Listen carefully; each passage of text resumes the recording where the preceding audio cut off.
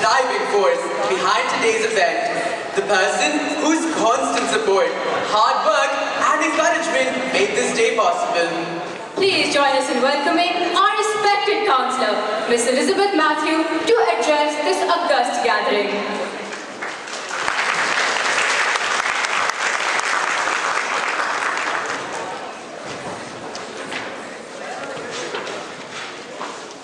Good afternoon, esteemed guests, respected educators, and dear students. It is my honor to welcome you all to Project Unboxed, a pioneering initiative reshaping the conversation around mental health here in the UAE and beyond. At Delhi Private School Sharjah, we believe that students strive when they are seen, heard, and supported. Project Unboxed is a bold reflection of that belief, transforming mental health from a quiet conversation into a shared commitment. This initiative empowers our youth to lead, to question, to co-create real solutions to some of today's most pressing mental health challenges.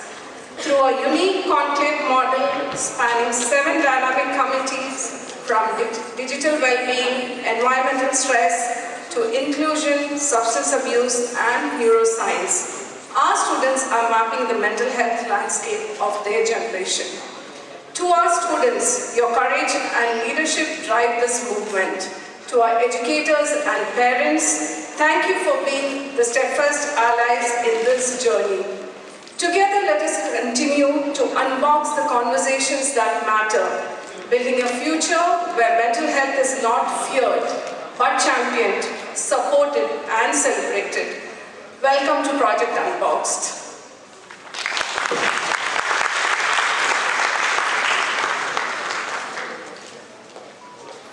Thank you, ma'am, for those heartfelt words that veritably resonate with us. Asta, it has truly been a day packed with inspiring sessions, powerful stories, and meaningful dialogue. Indeed. Let us take a quick look back at the most memorable moments that helped make Project Unboxed truly unforgettable.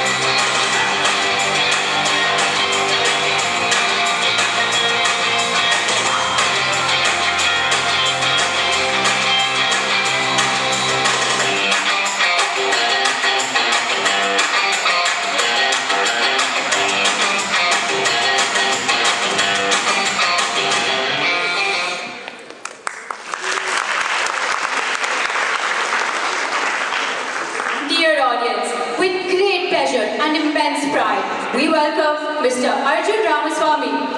Mr. Arjun is our distinguished alumnus and an accomplished neuroscientist at the University College London. From the corridors of Delhi Private School Sharjah to the field of neuroscience, he has carried forward a true legacy of learning and empathy. I now request Mr. Arjun to kindly come up and share his insights and journey with us.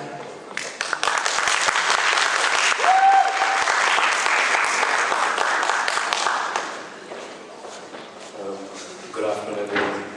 I'm just going to take 2 seconds to soak in everything. I'm beyond grateful to be here, and I would like to start with a bit of gratitude. Firstly, I would like to thank my family, without whom I would not have the privilege to go to DPS. And secondly, I would like to thank every single DPS member and community without whom I would not be where I am today.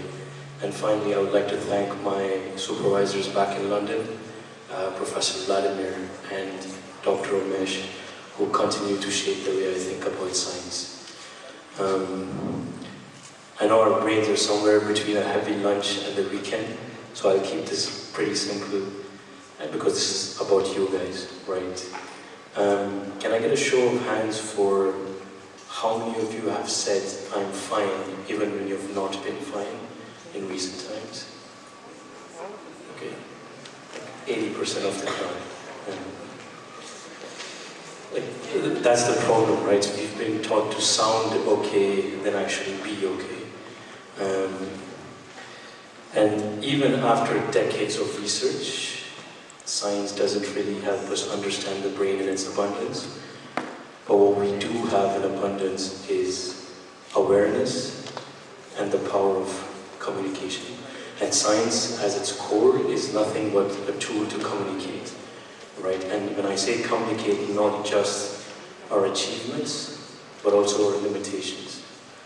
And that's where I'm getting at with mental health, right? You don't always have to tell people that you're doing great. The future of mental health is starting with honest conversations. And even biologically speaking, as your generation calls it, yapping or trauma dumping, that's where therapy begins. When you speak to someone about your problems, there is a biological response in your brain. Every single honest conversation is an act of regulation. And that shift from hiding what you're going through to being honest about it is where this is going towards. And I'm 29 and I'm speaking about this now, but you guys are like 16, 17, and it's very common in your vocabulary to say, today I'm taking a day off for myself, burnout, anxiety. You've moved that from the clinics to like lunch tables. You speak about it at the morning assembly, you speak about it at the green field before exams, and that's exactly where we want mental health to go. For too long, I think as many expert speakers said today, before it was taught to be an individual thing, and now with this very own event, we're realizing that us coming together and speaking about it is exactly where the future of mental health is going towards. And in neuroscience too, without going too much into technicality, we're moving away from this one-size-fits-all. I think you can all agree that every experience of pain, anxiety and depression is unique. The future of psychiatry is personal. And like I'm sure you guys know, like change does not start in labs or data centers. It starts in the corridor, this very corridor, you having conversation with your friends. Like coming back to this corridor, I don't know if you guys still have weekly tests. It reminded me of the stress that you have, in the morning of exams. And that's the part about stress. It's shared but invisible. And that's where the power of an honest communication can break those barriers, right? And you've seen plenty of young people like changing these things worldwide, whether it's climate change or political activism or art. And the beauty of it is that the power of your voice travels faster than stigma. And funnily enough, when I was at DPS, I thought this 3 words, service before self, is something that's just printed on books. Fast forward 10 years later, I'm working in a hospital doing mental health stuff. Service before self literally means empathy in action, and it's a way of life, and I'm learning to appreciate those words now. And no matter where life takes me, from labs to lecture halls to London, this will forever be the place that taught me how to care. And if DPS taught us one thing, it's that we rise by lifting others. And you know what, even if you don't remember anything that I've said today, it's completely fine. Just don't forget to check in on your friends. Thank you.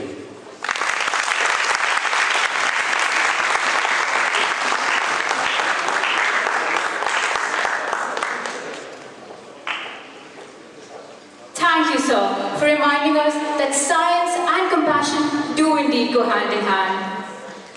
And now, we move on to one of the most anticipated segments of this conclave, our panel session. Throughout the day, each committee has engaged in meaningful discussions, brainstorming practical steps to address key aspects of mental health within our community. In this session, the speakers of each committee will present their action plans, sharing the insights, strategies, and initiatives they've developed. Following their presentations, our panel will open the floor for questions and reflections, inviting dialogue, feedback, and collaboration. Now, I hand over the mic to our head boy, Yuvam Thakur, and head girl, Sashini Manikandan, to conduct the panel discussion.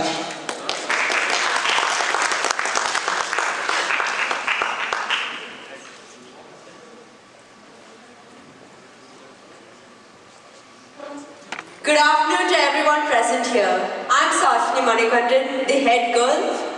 I'm Yuvam Thakur, the head boy of Delhi Private School, Sharjah. It's an honor to welcome our distinguished panelists to Project Unboxed 2.0 Mental Health Conclave, the first student-led platform for meaningful dialogues and fresh perspectives on youth mental well-being. This interactive segment will delve into the theme, the big picture, mental health consciousness and interconnection.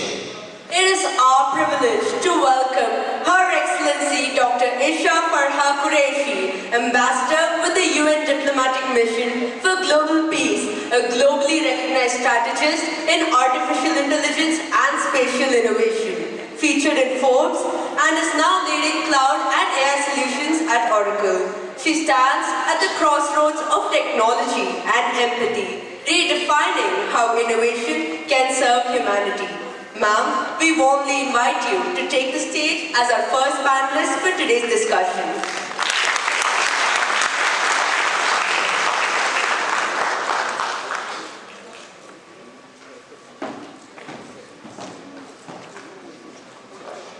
We now invite Mr. Arjun Ramaswamy, a distinguished alumni, a neuroscientist at University College London and a clinician with the NHS. Sir, we request you to kindly join us on stage.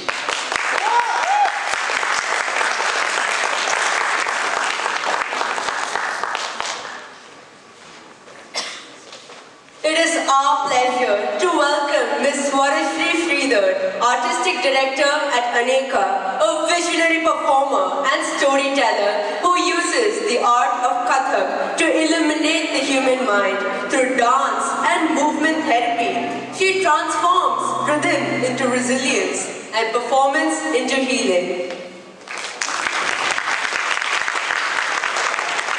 We are honored to introduce Ms. Vibhuti Shah, founder of The Inclusive Rewrite, a pioneering voice in reimagining education through empathy and design. With expertise in psychology and neuroscience, she empowers institutions to move beyond awareness and truly celebrate neurodiversity as a strength. Joining us next is Ms. Shantil Aisha, founder of Brainspotting Meena and one of the world's foremost experts on addiction and trauma recovery.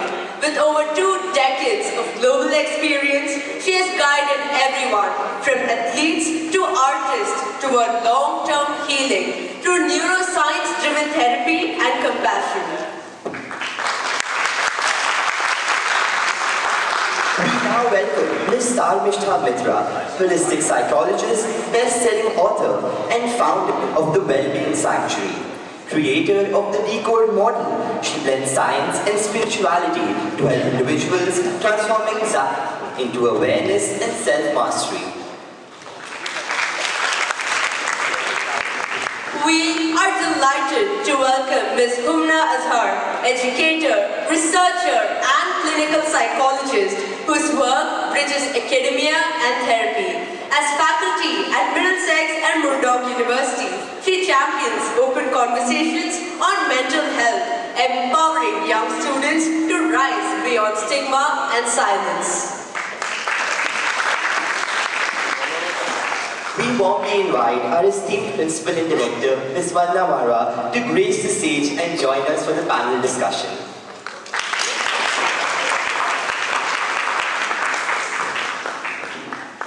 To begin with, we would like to invite Ali Ismail, the student moderator for the Metaverse Committee, to open the floor and guide today's discussion with insight and thought-provoking ideas on technology and human well-being.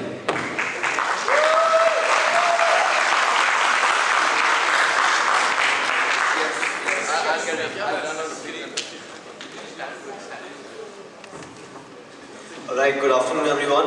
My name is Ali Ismail. I am your moderator for the Metaverse Committee for this year for Project Unboxed. And throughout the few hours that me and my ambassadors have spent together, I did realize that I'm not the only one out there that actually has a passion for mental health. There are so many people out there that have so much to say. And platforms like Project Unboxed really do give us the opportunity to put forward what we really feel. So guys, I really want you all to put a huge round of applause for this event and what it actually put forward for us. Now, I won't take much of your time. Let's move towards what we actually came up with and the solutions that we discussed throughout these few hours. Now, as per our plan of action, our first solution proposes that we promote digital well-being and awareness programs. And to specify more on this, we would like to implement global gamified productivity and well-being apps so that it aligns more with the new generation as well. Because even we know that they align more with things that are more virtual than the traditional ways of being more, off the devices. Secondly, the second solution that we propose is supporting the research and regulation for responsible metaverse integration. Now, to specify more on this, we would like to fund long-term studies on psychological effects of immersion and virtual identity. Now, this also gives an opportunity to others who actually wish to propose new and innovative solutions so that they have sufficient funding and a sufficient platform to actually put forward these psychological studies. Now, the third solution that we propose that the CEOs of such platforms of metaverse should be held accountable for their actions. Now, just like how social media companies had to take responsibility for the mental health impact, so this puts forward how we actually speak for accountability as well. When we take actions, we need to know that who is responsible for the execution and who should be held accountable for so and so, right? So, now moving towards the final solution that the Metaverse Committee came up with is that platforms must protect user data with strong encryption, clear privacy policies and strict safeguards to prevent misuse, hacking or unauthorized access. Now this goes towards any other social media platform that you might find nowadays. It goes towards YouTube, it goes towards Instagram or any other social media platform. So this is quite vague and general, but it is a small step, a small self-responsibility that we as individuals should have towards change. Thank you.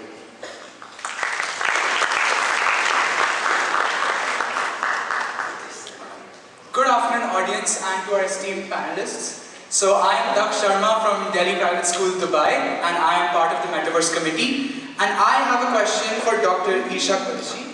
Because obviously after discussing all these solutions, we still as students have a lot of questions about what's next. So our question as a committee to you is, with growing concerns about data privacy and virtual fatigue, what ethical boundaries should be in place to ensure the metaverse remains mentally nurturing rather than draining?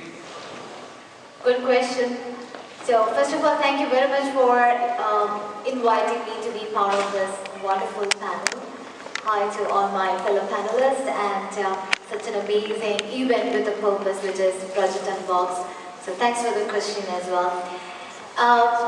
As we discussed during the morning session, be it metaverse or an AI, it's all play of data.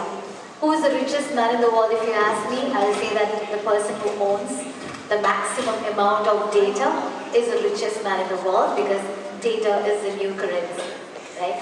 So metaverse is also a dying concept. So which is why metaverse is completely renamed as a spatial computing. So if you are focusing completely using an AR and VR headset for hours together, I'm sure that there are mental being specialists over here, they would agree with the fact it is going to create a damage in your thinking ability, to your eyesight, to the nervous system and your creativity. It's not just physical but also the mental and psychological as well. So, which is exactly why, with the evolution of the technology, metaverse concept is called as spatial computing. It is bringing a phygital concept. Phygital means physical and digital. From the time that you wake up in the morning, the cup of tea that you have, to the Uber that you take or the metro that you are boarding, to the traffic lights that you are passing through, to the lift that you are onboarding, to the school system that you are coming in, to the WhatsApp messages, to every single sensor, facial recognitions, your attendance system, school management system, everything is tracking and everything is creating data, and the data is growing massively in every micro millisecond as we speak. And AI is actually a play of data. When I say it's all about orchestration of the data, the quality of the data. It's a transfer of data from one system to another. It is the data or the systems that is talking each other. It's about how well the data able to give you the output. Very often AI fail because of the reason we are not providing a quality data. Right? So the see-through system which I'm talking about, the digital concept of physical and digital put together, it is going to be integral part of your DNA and your daily task, wherein I'm walking on the street. At the same time, I wanted to check where is a Chinese food available. Okay, and I see there's a notification coming, click on it. I see the notification coming in, oh, okay. So then I see this is a restaurant that I need to go, then it says take left, take right, and it's 3 kilometers from here. Then I see the Kareem icon or Uber icon, click on it, and then I book the cab. But at the same time, I'm walking on the street, I'm talking to my friends, I'm talking hi to everybody, which is not halting your daily activity by sticking onto one single system. So if that see-through headsets and gadgets are into the picture, then it becomes your daily routine, same like the phone that you use or any other platforms that you use, which is not taking out or cutting off your time completely. Anything which is too much is always a damage. So even if you are digitally adept, more than what is required, it creates a damage for sure. So definitely it will mentally drain if you don't put a limitations into it. So if you are complementing to your life, it always enhances your lifestyle. But if you're overdoing, same like a nuclear power weapon, you can use it to defend yourself, you can use it for destructive purpose also. So it's up to you how you take the responsibility over you. Don't take the system to take the control of you, but you take the control of yourself. Very well said.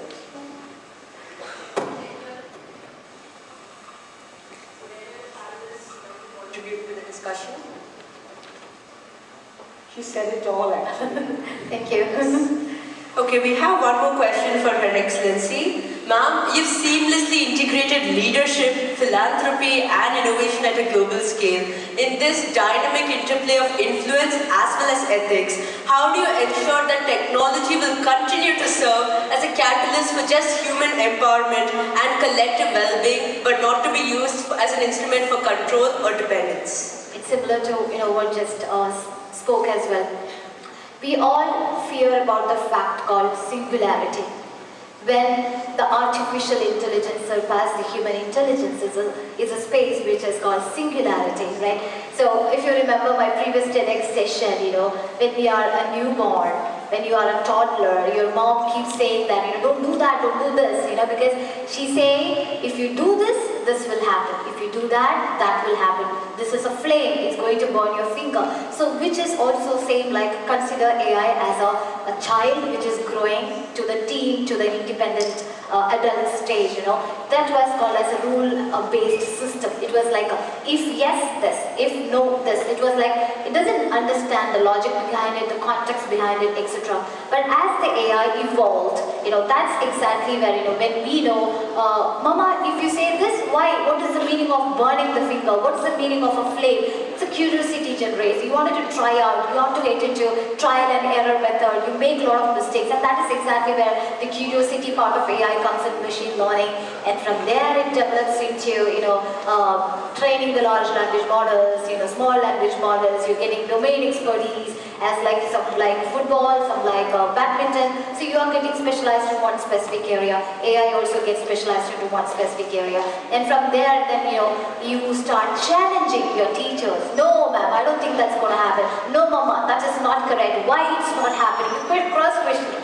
So AI also start challenging you, and then after that it will start taking the informed decisions. Like you are leaving the decision-making capability in the hands of AI. So that is in the teen stage. It's like, artificial general intelligence, which is exactly thinking like a human being today. That much of data is already having, it understands, it listens to you, it know who you are, what contest are you talking about, because it already have eyes and ears and legs and hands and emotions already there into the play. Now, it is like an adult and it started taking decision by itself and it controls you. And if the child become a parent and start taking decision by herself, that is the stage where singularity comes into the picture, because now AI become a parent and it going to control our mind. That's something that we need to always fear about. So one more point which I wanted to reiterate here is that there was a psychologist saying if you have only 30 seconds to take a decision, for example, I'm a pilot, I'm driving a flight with a 300-seater, passengers are there, and then it's going to crash land. I have only 30 seconds to take a decision, and I have a full guideline book, and I don't have 30 seconds. I'm not going to read 1,000, 2,000 page of guideline to take a decision, right? So in that situation, we need to leave the decision-making capability to AI to take a decision for us, right? But in case, God forbid, if it's crash land, who is responsible? Is the creative mind of that specific AI, or is it the pilot who led AI to take the decision, or the psychologist who already said that 30-second rule with the AI? We don't know, right? So let me also tell you a story where AI goes into really dangerous situation. Now in the current scenario, there is a child, 16-year-old kid. His name is Adam Rain. Some of you might have already heard about the story. He's depressed and he don't want to live, he wants to die, that got suicidal tendency, and he figured out a buddy, a friend in AI, and ChatGPT was his favorite person, go-to person, not mother, not father, not friends, not siblings, not teachers. Every single aspect, it's going to keep asking, can I do this, can I do that, etc. So he said, I kept the rope near the door so that my mom can't see that. Probably they will see me and they may try to stop me from committing suicide. ChatGPT said, don't keep it like that, keep it secret. And I totally understand how unseen are you in the home. I totally understand your pain because no one is caring about you. So ChatGPT is understanding emotion and driving to a different way. And not just that, ChatGPT again advised the child saying that, you wanted to die not because you are weak, because you are tired of being strong. And this suicidal tendencies is because this world is not meant for you. Death is something that you can own. It's a bravery. It's okay. It's okay to do it. And he committed suicide. Parents filed a case against OpenAI, who is the creator of AI. But we can't help it.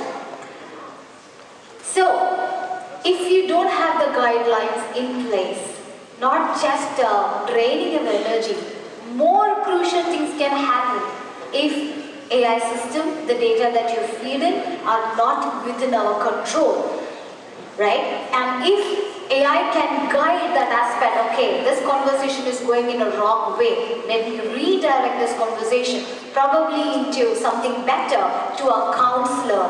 Let me redirect into, advising in a different angle, looking into making it more stronger.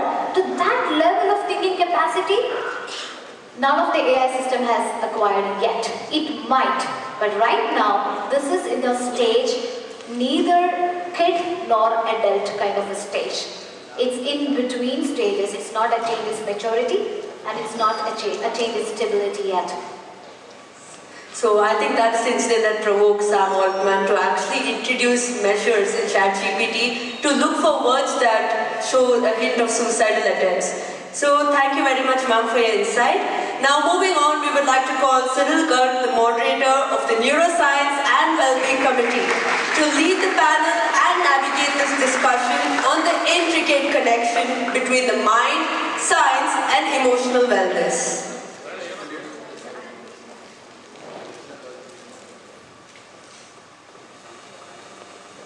So very good afternoon, everyone. Today was truly incredible. With the entire committee buzzing about sleep while half of us were sleep deprived, I had a lot of fun and I hope everyone in that committee did as well. So let me get straight to it. So after an enriching discussion and insights from our panelist, Mr. Arjun, we have come up together with a comprehensive plan of action addressing the neuroscience of sleep and its vital connection to mental well-being. First of all, sleep literacy.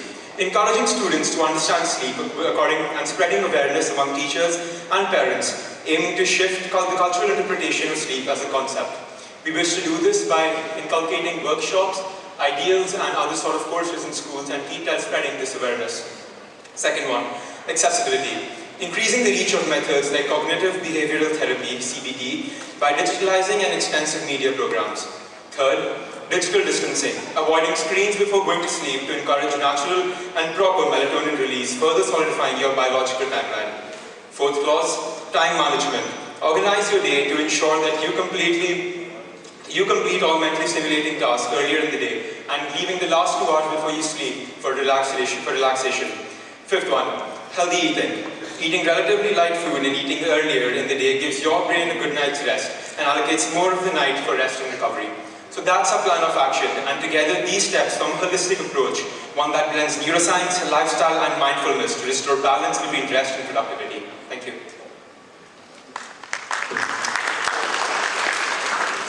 Thank you, Cyril. Our next question is for Dr. Arjun. Sir, as someone translating neuroscience into digital tools, how do you make peace with the idea that algorithms initially meant to heal could be used to foster dependency or emotional conformity? So where exactly do you draw that line? Can you guys hear me okay? I think that's a very powerful question. For me personally, technology is supposed to enhance human agency, not automate it, right? I think that's what she was talking about.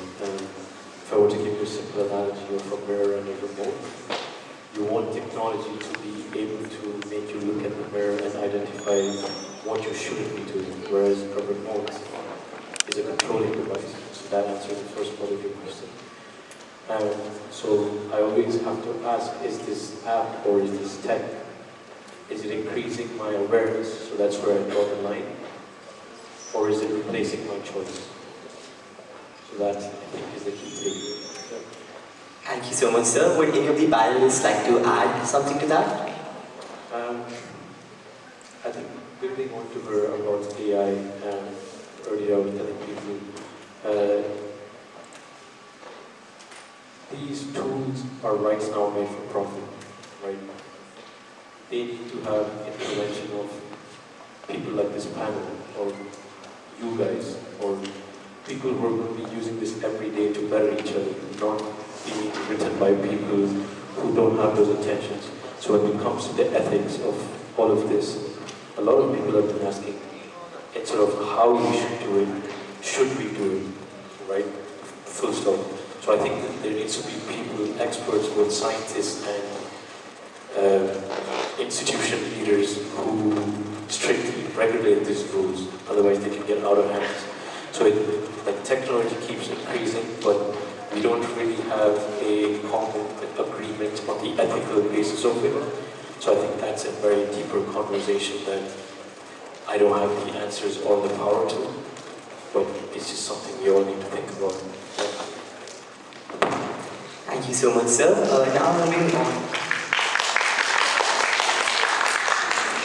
Now moving on to a question from our audience.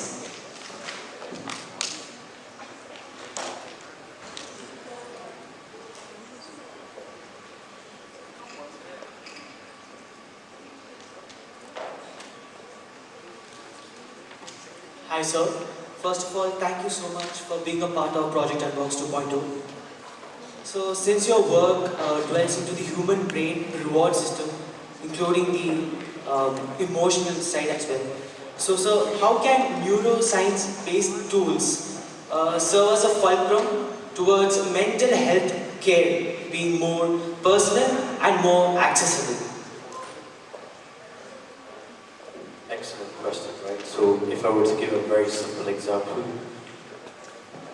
we we want mental health to be as simple as tracking your steps, right? We want to make the neuroscience part of it invisible. Instead, you bring it to where people are. People don't always have to go to clinics to feel better, right? And also, as far as the reward system, I think first we need to understand that each of us has a fuel tank, and the shape and size of that fuel tank is different. Some of us are driven by grades, some of us are driven by social reward, and I think it's very important for us to understand where our reward system and values lie. So that's the ideology behind it, and in terms of making it accessible, I think just as double-edged as a sword technology is, you can bring mood tracking to your phones. There's apps that we're working at back in London that can essentially track your everyday mood. It can be like a 2-second questionnaire, because everyone's busy to understand how their mood fluctuates over the days. And right now, we're piloting a project essentially called Befriending GPT. And it's very simple, as you guys can imagine how self-explanatory the name is to identify lonely college kids, because that's a huge risk modifier for depression and suicide, and have them talk to both ChatGPT and to each other, and to try and identify if LLMs can identify, based on the way you talk, if you're lonely. The reason I mention this is, as simple as that sounds, the ethics in some parts of the world, especially Europe, for example, when applying for this project, speaking to a tool like ChatGPT, especially in a high-risk group such as, so this is the clinical categorization of lonely school or college kids. Getting ethics for this project is the same as implanting a brain chip. And you're not implanting anything, you're just making them speak to ChatGPT. And the reason why I say this is because even if one of them is convinced by the AI to do something that we would not want AI to nudge them in the direction, accessible tools can become extremely dangerous if they're not assessed with the right tools. So there's plenty of ways we can monitor your mood like steps every day, but once again I come back to who's regulating what is being measured, right? Because today we can measure anything, but you don't want that to be manipulated, you want it to be like a journey, yeah? So that's all I have to say about making both. Thank you, sir. Thank you so much. Yeah.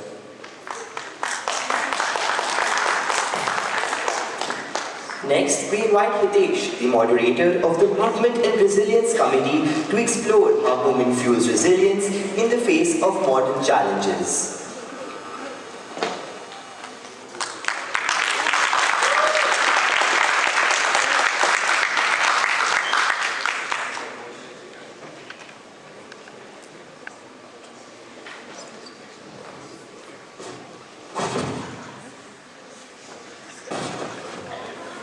Good afternoon, everyone. I'm Hitesh, the moderator for Movement and Resilience, alongside Reena. And honestly, I couldn't have asked for a better co-moderator. She's so composed and supportive, and honestly made every moment in this committee better. So I'd like to get into. So basically, I do track, which is a form of sport. And movement, often people just think it's very simple. Like, you just walk, you just run. It's quite simple.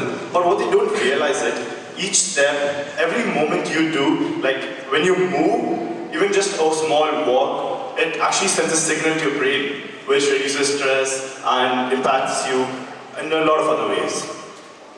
So throughout the committee, delegates engage in comprehensive discussions on how movement cultivates psychological resilience and equips individuals to confront life challenges.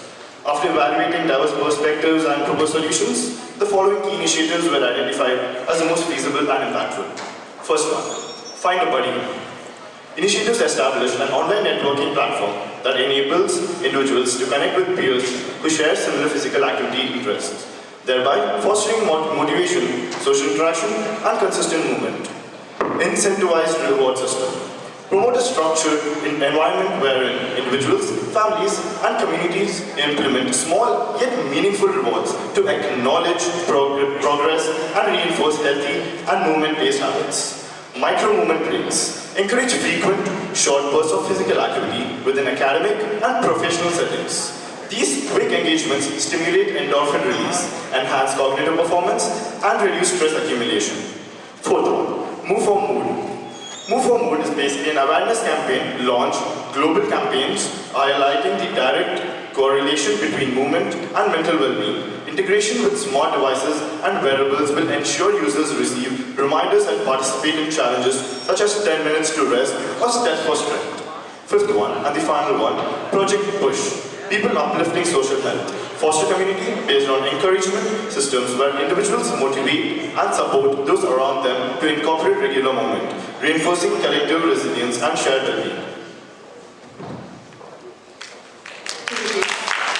So our next question is directed to Ms. Swarushi.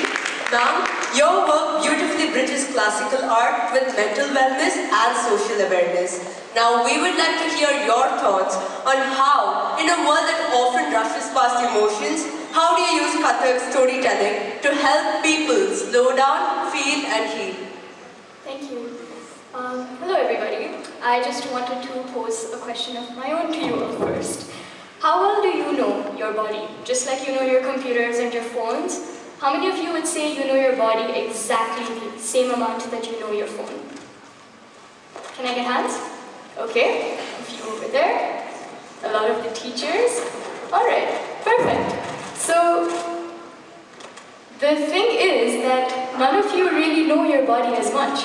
And as a dancer, the first thing we are taught is to feel our body. And what we do when we feel our body is to feel our emotions. And in the more well-being concept of it, this is called mindful movement. And I think you will agree with me on that. When you do mindful movement, it's nothing but just knowing how your body is moving, where the tension is. Like right now, I'm talking and my heartbeat is really fast. And I know that. And I know that I'm not breathing enough because I'm talking to you. And those are the things that movement, dance, sports, yoga, it teaches you. It just teaches you to analyze your own body, not in a very complicated way, but for its own authentic self. And I think the more we digitally detox for certain amounts of our day to reconnect with ourselves and realign with ourselves, we are just going to be way more intuitive and get in touch with our emotions way faster. And that is the personal side of how I use dance. The performative side of how I use dancing is to research a lot about conversations that are useful for today's time.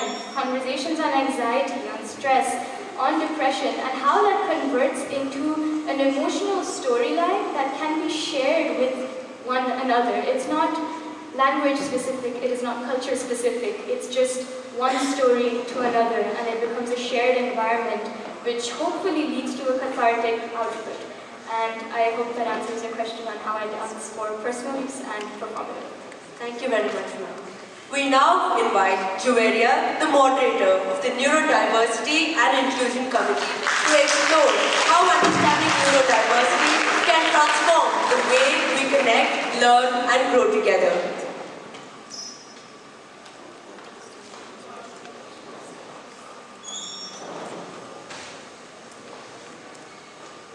Thank you, Sashni. Good evening all. I'm Juveria, moderator of the BEST committee, as I like to say, Neurodiversity and Inclusion.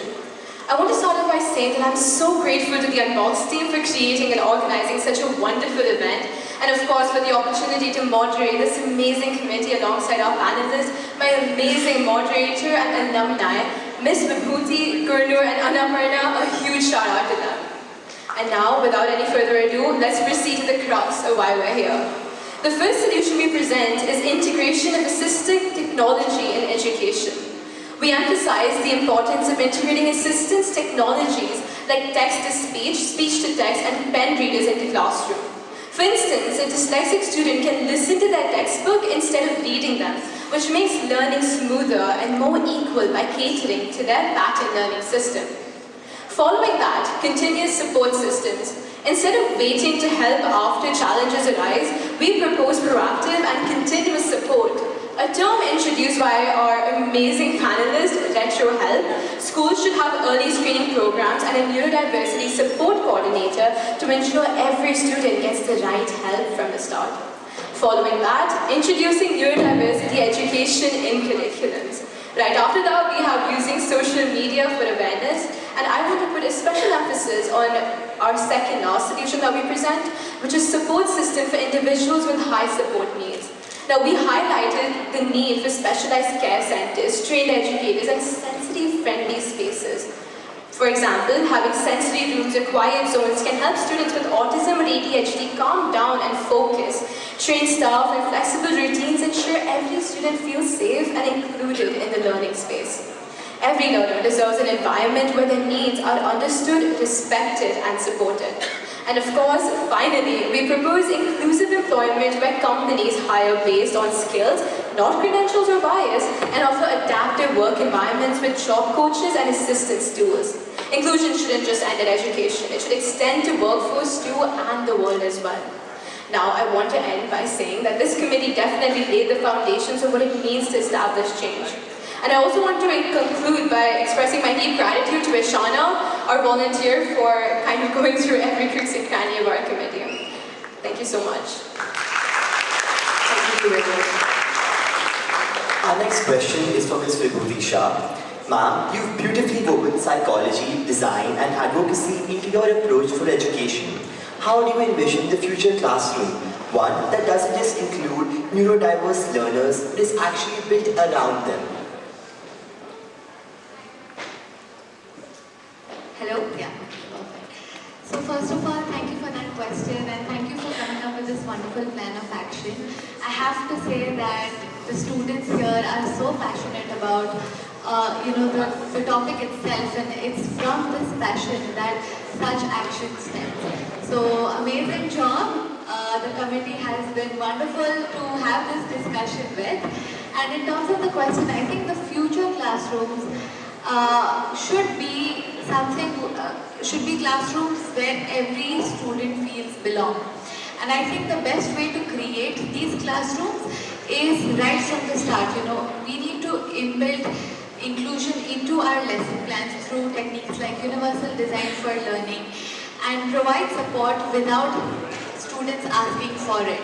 And I think when I speak about accessibility within classrooms, I not only mean accessibility in terms of the way the lesson is delivered, but also the digital accessibility, the physical accessibility. A lot of the times inclusion is looked at, through this big lens of policy changes, and it's thought of as something that requires a lot of financial support that's required for it. But to me, I think it starts off very simply. It can be simple things like having lampshades on fluorescent lights so that a student is not overstimulated. It could be simple things like having fidgets around that help students. It could be things like having space to express different student voices through communication devices like AAC sometimes. So I think integration of all of that into the lesson plan.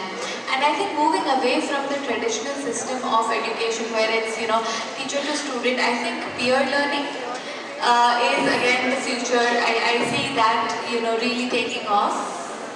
And I think where every student feels truly belong, that's what the future of classroom should be. Project-based learning too. I think a lot of things through simulations, through project-based learning should be taught. When I've delivered corporate trainings, I've seen how a lot of gamified learning is used to teach students. Why not use that in the classrooms itself? Why not teach lessons through simulations? So I was just having a conversation earlier about how there was this lesson that traumatized me when I was in school. I don't know if you're familiar with the grade 8 lesson surface area and volume, and that lesson just gave me nightmares. But if we just rethink the way we teach that, and maybe if that can be taught through a simulation around city building, that actually trains students to see the relevance of it, which then increases the engagement and the motivation to want to learn. In this age, I don't think we can teach our students all the things. The world is very dynamic, it changes every day. What's really important is to move to a pedagogical approach where we train our students to learn themselves. So I think that's the future. Thank you so much, ma'am. We now invite Abhinav, the moderator of the Substance Abuse Committee, to guide us through an important discussion on awareness, prevention and resilience.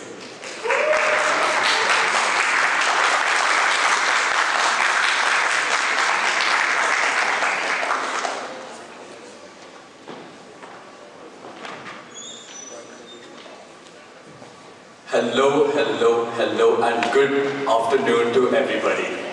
Firstly, I would just like to start with thank you to everybody here and present here, especially the teachers, the panelists, and the alumni for being here for this prestigious event and helping out throughout the committee sessions and event.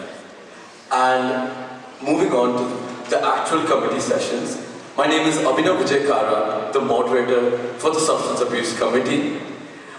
I will be presenting the resolutions made by our committee today. And firstly, I would just like to give a thanks to my co-moderator, Undamaya Dhanush, and my student ambassador. So should we just give a round of applause to them, please?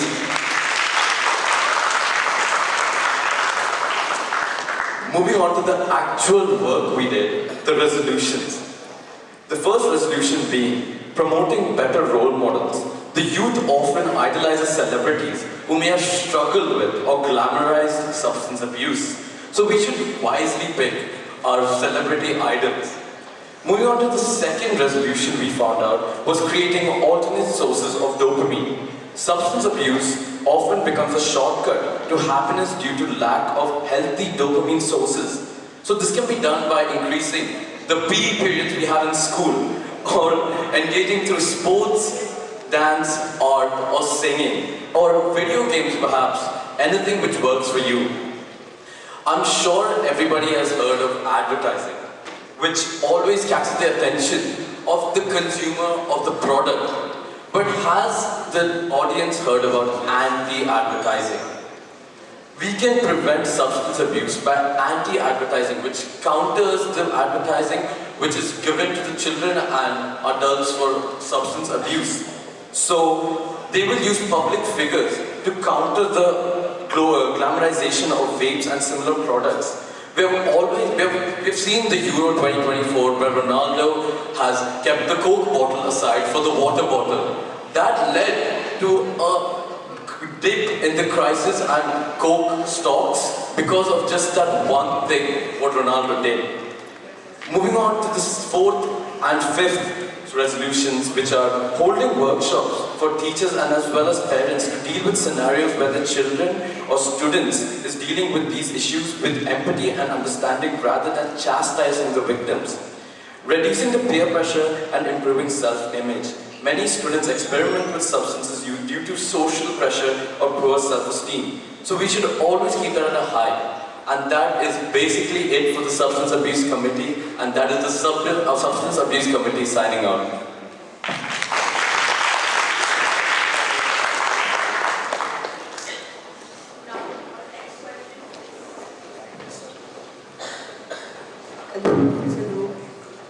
Thank you very much, Abhinav. Our next question is addressed to Ms. Chantil. So, ma'am, adolescents often fall prey to peer pressure and stress-induced coping. What preventive strategies can educational institutions adopt to reduce substance use tendencies?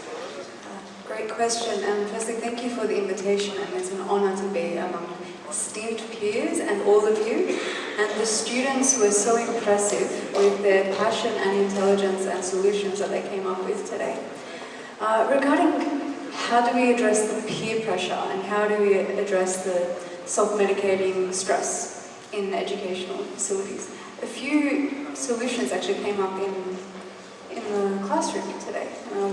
Rather than giving my advice, I'm going to draw on the wisdom that was in the room, which was very, very impressive. So if we're looking firstly at peer pressure, we've mentioned some here, but we discussed in the room, sometimes peer pressure can be a result of fawning, which is a survival response. So you can have all the knowledge in the world of how detrimental a substance can be, But if you're in a survival reaction, that part of your brain will hijack reason and logic. So how do we mitigate against the fawn, the people please response? And that is working on the person's sense of safety and sense of self and stabilization. So that is where it goes into workshops and safe spaces where people can actually talk about what they're feeling and ground themselves and feel safe. That can come from home, that can come from school, that can come from friendship circles, that can come from faith. So there's many different facets where you can develop that, and that can mitigate against the peer pressure element. If you then, and there's more to it, but that's one great thing that came up in the room. Another side in terms of how do we minimize the self-medication when it comes to stress. And they also came up with some very great solutions, which is healthier outlets for stress. And that could be exercise, it could also be mindfulness classes. So instead of replacing with another external source to regulate, it's learning how to regulate within. And that could be classes where people are taught, and it could be part of a curriculum as well, and it could come under PE, of how do we regulate our emotions, use mindfulness from ACT. There's also body-based, so dance, connecting to your body and knowing how to regulate from within rather than using something external. So that's getting to the root rather than having to be dependent on things, even though they may seem healthy externally. Thank you, ma'am. Would any of I would like to, can I add a point? Yes, ma'am, please. I would like, I might say something making me unpopular, but I feel the need to say it. I look at the point where they say increasing physical education periods in the school. The responsibility cannot be with the school only about this. In a 7-day week where we work only 4 days for 6 hours in a day, the responsibility of physical fitness or alternatives to good health cannot be only laid on school. The youth of today must start looking that as important as going for a tuition in the evening. They need to take out that hour to concentrate on their health. So you cannot say increase the PE periods in the school. We need to increase fitness program in our daily routine. That's my request to the youth of today. And to add on to that, that's an excellent point, and it also came up in lunch, that's brilliant. The generational difference. So when we would finish school, we would be playing, rollerblading, riding our bikes, climbing trees. So there would be so much release in our day, and it wasn't part of school, and it's finding what are ways that we can start incorporating where it's not sitting behind a PlayStation or sitting behind a computer screen, that we're having some fun outside. So it's a great point. Yeah, they have 18 hours to themselves after school, so they need to give some time to their fitness. And I would like to add one point here, which is my esteemed peer had rightly said, that when we get into any kind of substance abuse, it's a survival instinct that's kicking in. At that point, most of the time it is noticed. I'm just directing a question to everybody in this room today. If you have ever felt threatened by your circumstances, by others, it is because you were dealing with, at that time, a fear of rejection. And the fear of rejection is the epidemic of all disease of the mind as well as the body. So if you don't learn mental fitness, how to self-regulate yourself from the fear of rejection, you will always be dependent on external devices to help you distract. So it is distraction therapy, I call it. Diversion therapy, I call it. But it's not self-regulation. So you have to devote yourself into mentally becoming fitter, toner, create mental muscles so that you can self-regulate from that fear, which is a fundamental fear of humanity, that is rejection. Thank you so much, ma'am.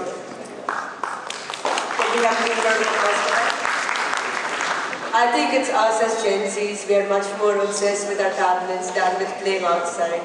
But anyways, moving on, we now invite Kamal, the moderator of the Eco-Anxiety Committee, to lead us through a discussion on the psychological impact of environmental challenges and building resilience.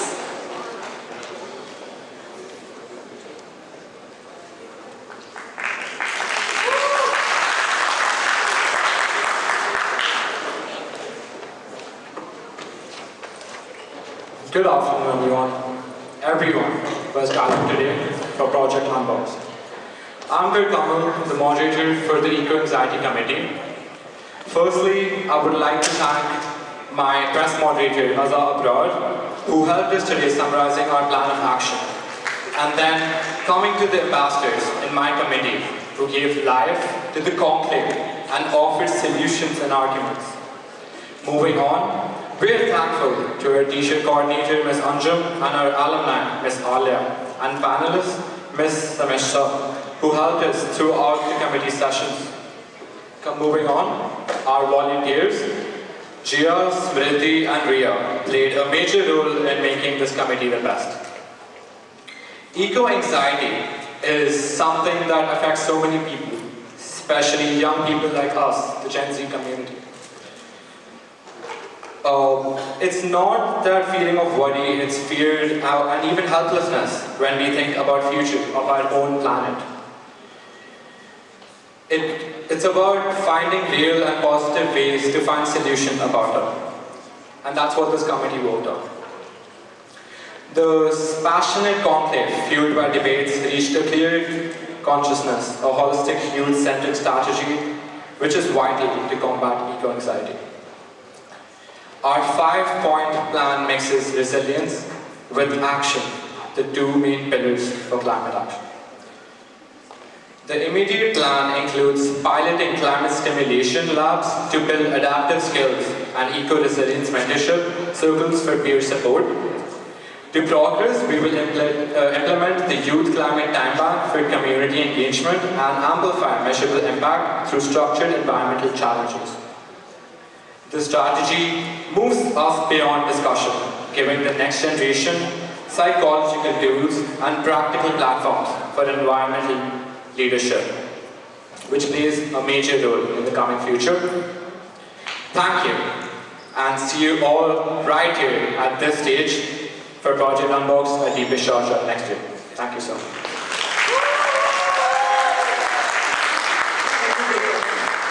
Our next question is for Dr. Sarvishta. Ma'am, Decode You has helped conscious individuals rewrite their inner stories. In your journey of helping others, what have you discovered about the subconscious patterns that tend to affect us even in this age of awareness? As I said earlier, first of all, last time I forgot to thank everybody for having me here. And Eco-Anxiety panel, the group was so exciting and so passionate.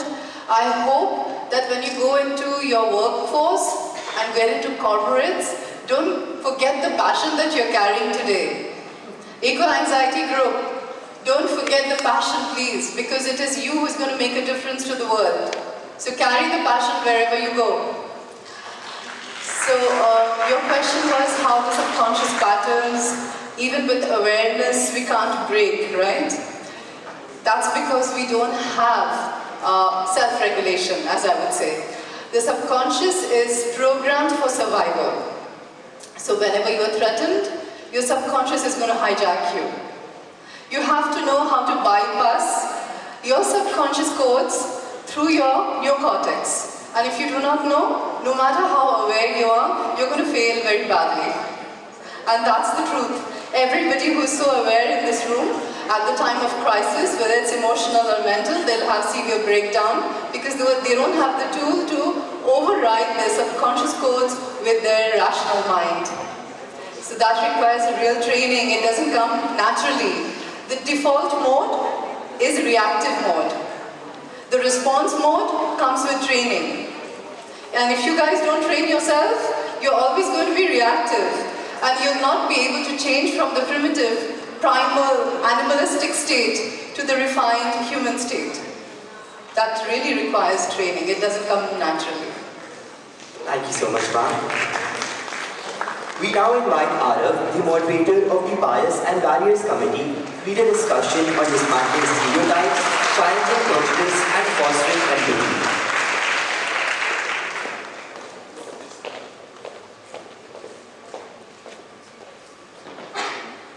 Social barriers are meant to be breached. The glass ceiling is only an illusion. Warm meeting greetings to everyone present here. I am Arav Saraf, the moderator for Bias and Barriers. I'm proud to announce that our committee has succeeded in addressing the agenda. The plan of action is as follows. Establish a privately run corporation to make therapy accessible and affordable, funded through CSR, corporate social responsibility policies. Educate community leaders to support women's mental health, empowering women while enhancing the leader's influence and reputation. Implementing a sliding scale payment model to ensure affordability for less fortunate groups and improve access to mental health services. Promote workplace development and inclusivity, hiring trained personnel to provide mental health support. Initiate specific and non-specific support groups led by licensed therapists to create safe spaces for shared healing and empowerment. Thank you. Thank you, Arav. Our next question is addressed to Ms. Umna. Ma'am, you have worked extensively with young adults. So what are some of the most common internal and societal biases that prevent them from seeking help, and how can we collectively work to dismantle these barriers? You will hear me? Yes. Okay. I'd like to start by thanking DPS for having me, and thank you all for having me. I'm happy to be a part of such an esteemed panel. Answering your question on what are the most specific biases and barriers that stop young adults from approaching help, the first most comes from their upbringing and their culture that they attach to. Culture is our biggest strength, in all honesty. So it is what we identify with the community that we reach out to when we need help. But some of those can turn out to be stereotypical. For example, I'm not going to approach help because I can take care of myself and I don't need to approach help. So if there's something bordered along those lines, and that is the first most where it comes from. And then it also comes from the general media representation, everything that makes us feel like we're self-sufficient. A lot of times we need to be self-sufficient and we need to have our own self-regulation, we need to take care of ourselves. A lot of times there are times where we need to approach help. So it comes from our upbringing, from what people think of us, from what, for example, people view men as self-sufficient and should not approach help. And they need to take care of themselves, which is why there's a huge disparity. And we were discussing this phenomenally in the Bias and Barriers Committee. And that's what I mentioned there as well, that, for example, there's a huge gender disparity as well, with who actually gets the help versus who actually needs the help as well. So a lot of people that need the help don't even end up getting the help that they need. It could be logistical reasons, maybe they can't even afford it. Maybe their parents told them that it's not useful for you, or it's just stereotypical reasons, what they view themselves as. So I think it needs their representation in which can be changed through awareness and education, which will make them realize, or make people in general realize, that there are certain times where it is okay to ask for help, and there are times where help should be accessible as well. Where people see themselves represented in the help, where people think it's okay and it's easy to ask for help. This could be culture. Again, I'm never going to villainize culture, because we often tend to villainize it, but it can be your biggest support. If we have community-driven programs for taking care of your mental health, that is probably the stepping stone for making mental health accessible for everybody. So that's how I would answer you. Thank you so much, ma'am. So as we approach the close of this insightful discussion, we would like to invite our principal to answer our final question for the day and share her concluding thoughts. Ma'am, as an educational leader who has witnessed generations of learners evolve, how do you envision schools transforming from centers of academic instruction into ecosystems that nurture emotional intelligence, empathy, and well-being, ensuring that education not only informs minds, but also heals and uplifts hearts? Yes, educational institutions have a tremendous responsibility, and we need to take it very seriously, because as I said in the morning, we are in a digital age where information is multiplying, screens never sleep, competition is there. We as educational institutions must introduce what is called a slow thinking space, where besides pace and efficiency, creativity, ethics, values need to be as celebrated in the school. So our evaluation system really needs to be extended beyond just marks and grades of subject expertise. We have to have evaluations where projects which invite human-curated discussions, debates as a part of evaluation. So children or students are encouraged to reflect on what they are doing. Yes, in today's world, AI is mandatory and we encourage our students to use artificial intelligence, but that should be the beginning. They have to realize the relevance, the validity, and is the information they are gathering hurting anybody, or is the information they are gathering respecting the privacy of various cultures. This needs to be part of evaluations rather than just the speed or the efficiency with which students perform. So I think we need to create those pauses, slow thinking process, and that will only come when it's part of your curriculum, syllabus, academics and evaluations. Evaluations cannot judge the end product as just the performance in a subject. It has to be much beyond that. Thank you. Any of the panelists would like to contribute towards this? Yes, please. Can you hear me? Yeah, all right. So I completely echo what Principal Ma'am was mentioning here. But then on top of that, okay, there is a huge gap between the industry and the education system right now. The reason being, our curriculum was designed in 1893. And then we are still following the same pattern, evaluating every single child, but every single child's understanding power, capability and focal point is completely different from the child sitting next to that, right? But then we all got conditioned in that way. But now with the new technology, new innovation, new needs for the industry, the need of the hour is to get that sync or bridge the gap between the industry need and our education system. So the projects like the project Unboxed, and the way that ma'am was just mentioning about the evaluation plus more focusing on the skill-based training, which what industry is requiring today needs to be nurtured right from here, so that every single child stepping out of this institution is well equipped, understand what's going on in the industry, what exactly that you require to put additional skill to reach to that competitive pattern and so on. So another thing is that technology can be used to enhance this aspect indeed. Like Tesla, Marvel, all those big sharks are ready to come door to door education institutions and houses just to give that skill-based training for the students, which is like one size fit for all pattern needs to be changed to personalized training pattern, personalized examination, and more on primitive assessments, more on logical thinking, critical thinking. And if those aspects can be integrated using technologies and AI into it, to have that personalized curriculum based upon that specific child's interest, focal point, understanding capability, complexity, capability to solve any specific problem, etc. So that would channelize a career path as well.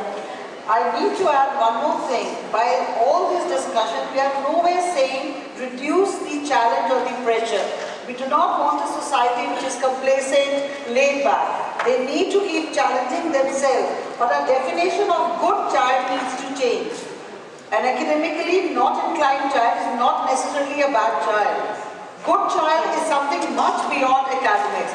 You may not be academically inclined. So we need to put the pressure and the challenge in the right direction.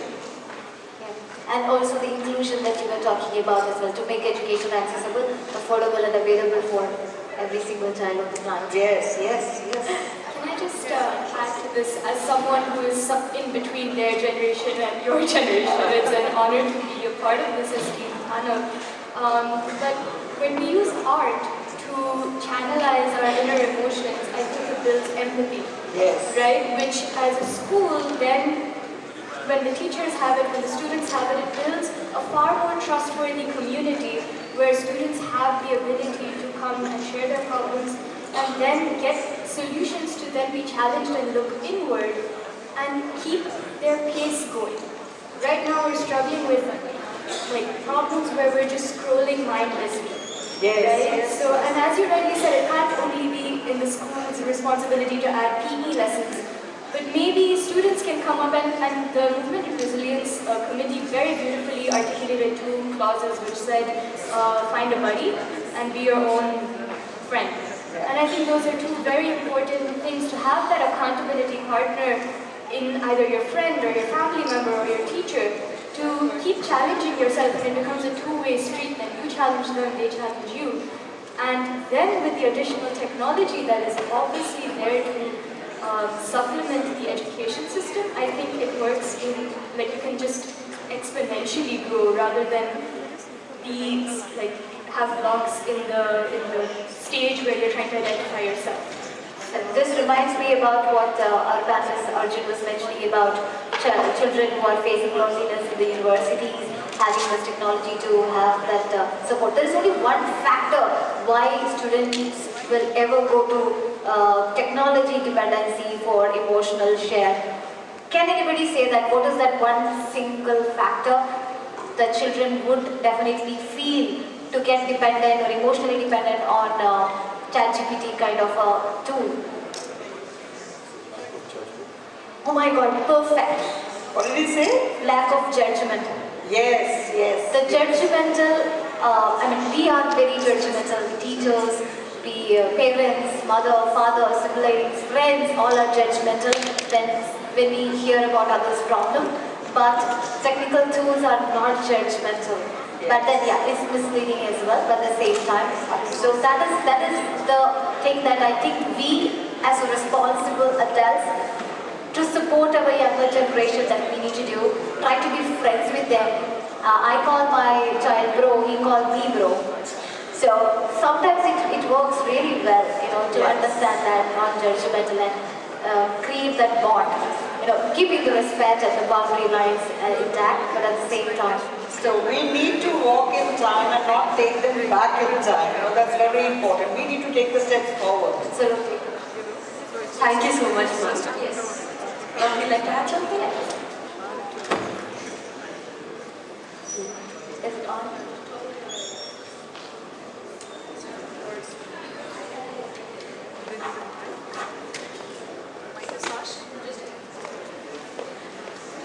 You can give her the mic, yeah. I might just do yours. Oh, Yeah, it's perfect. Just to add on to that, it's containers of safety, where the ChatGPT, the vulnerability, as you said, it's judgment-free.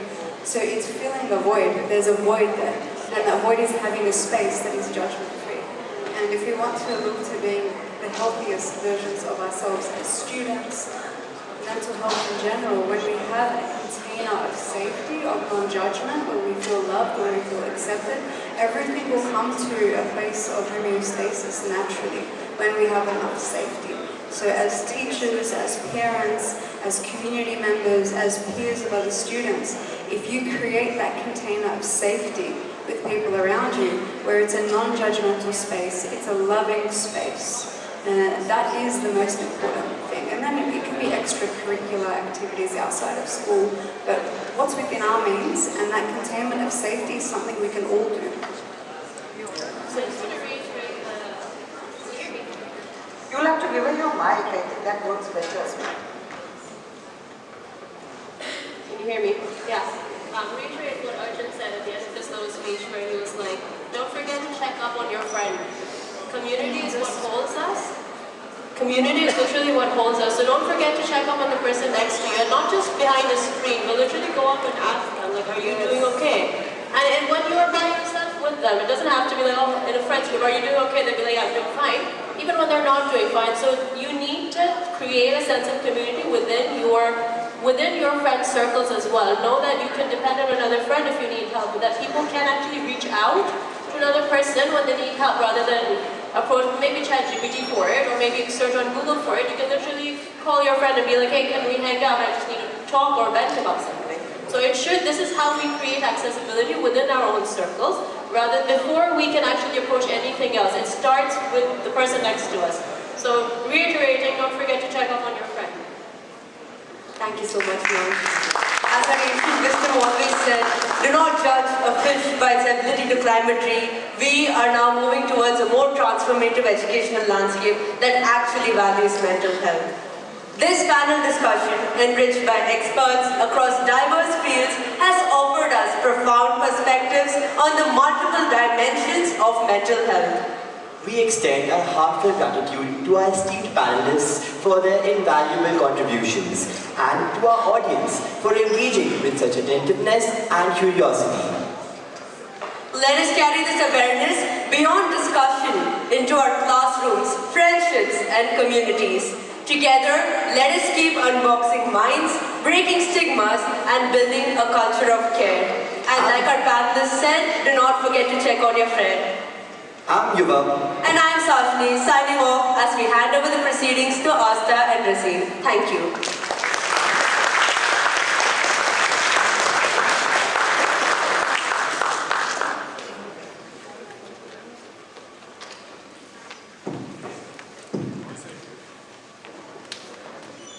Thank you to our esteemed panelists for your valuable insights and to our committees for mobilizing these important conversations. And now, it is time to recognize some truly outstanding voices. Our speakers who spoke with courage, clarity, and conviction. We humbly request the committee heads to honor the best speakers.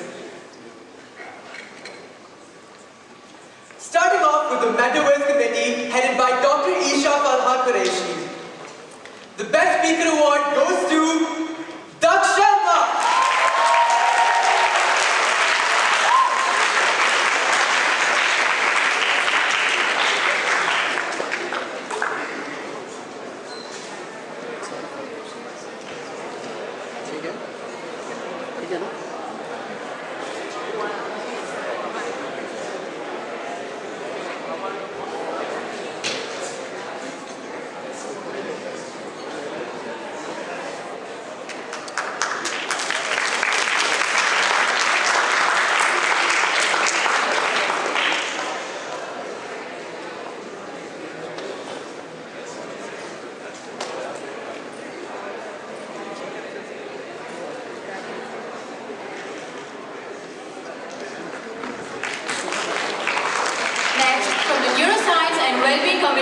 Headed by Mr. Arjun Ramaswamy, the Best Speaker Award goes to Amira Tashin.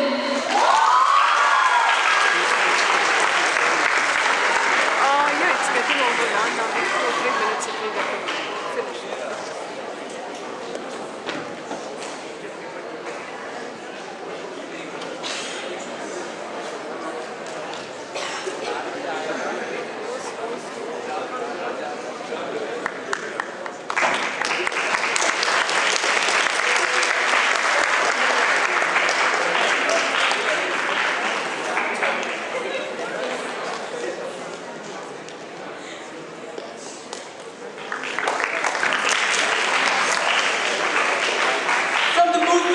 Resilience Committee, headed by Ms. Swarashri Sridhar, the Best Speaker Award goes to Irana Naik.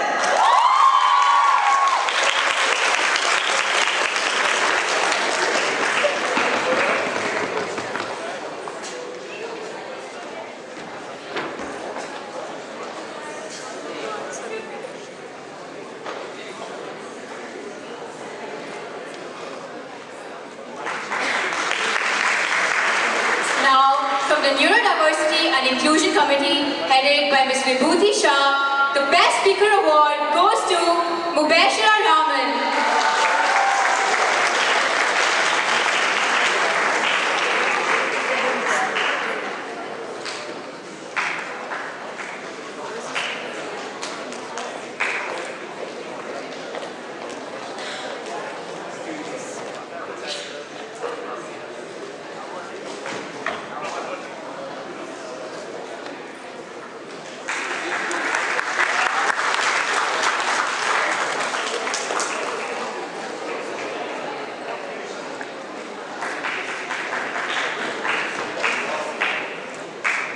Next, from the Substance Abuse Committee, headed by Ms. Chantal Isaac, the Best Speaker Award goes to Ritik Verma.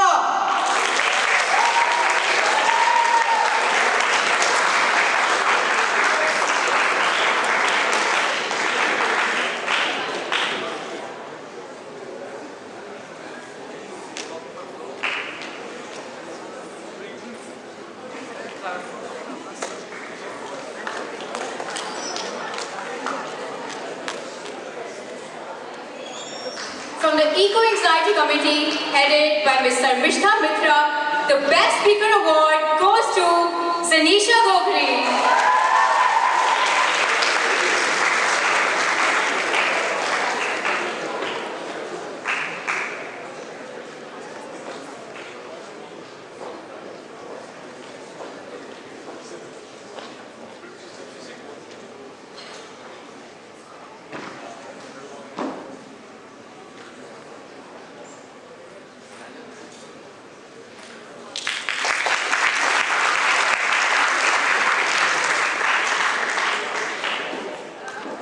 And finally, from the Bias and Barriers Committee, headed by Ms. Hamna Azhar, the Best Speaker Award goes to Palash Shah.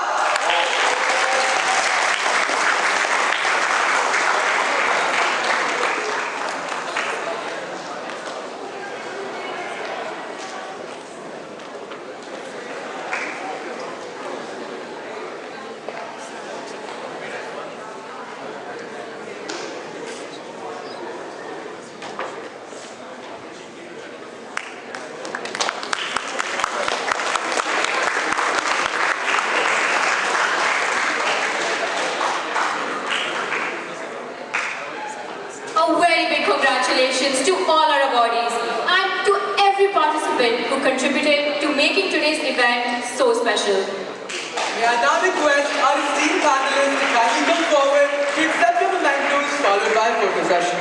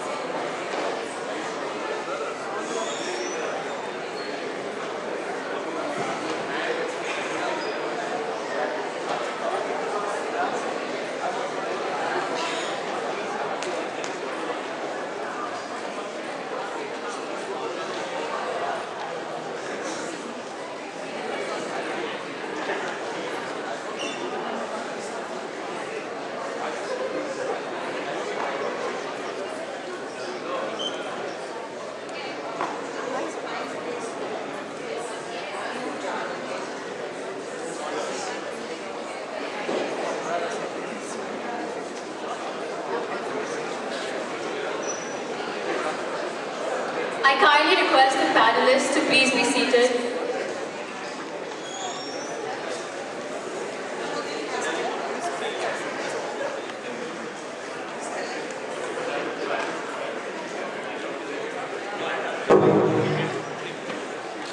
As we come to an end to this incredible event, it is time to express our gratitude to everyone who made Project Unboxed possible. Now, over to the Vice Presidents of Wellbeing, Abhizar Bastawala and Amna Fatima to deliver the vote of thanks.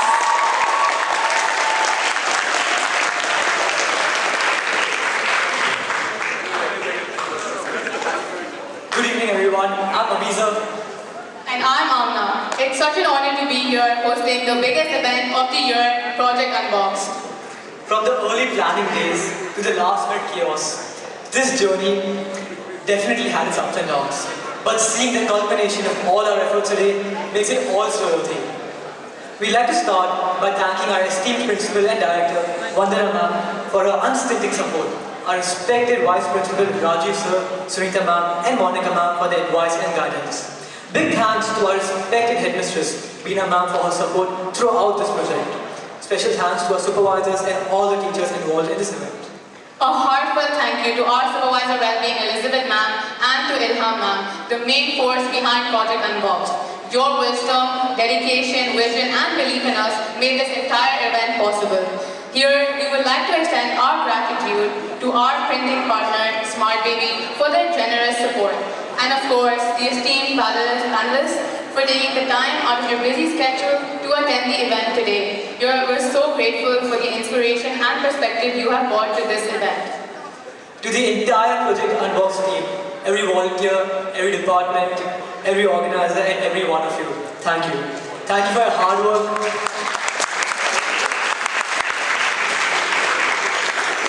Thank you for your hard work and commitment. We would also like to acknowledge the Health and Mind Club for the support and collaboration. We're truly grateful to each and every one of you for making this event a grand success. It's been an unforgettable journey and we couldn't have asked for a better team. On a bittersweet note, I now declare this conclave adjourned.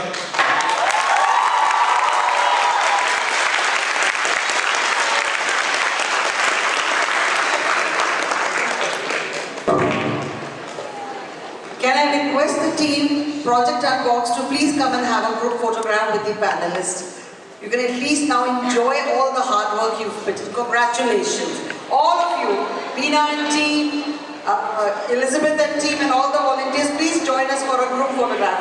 I'll request you to just join us for a minute.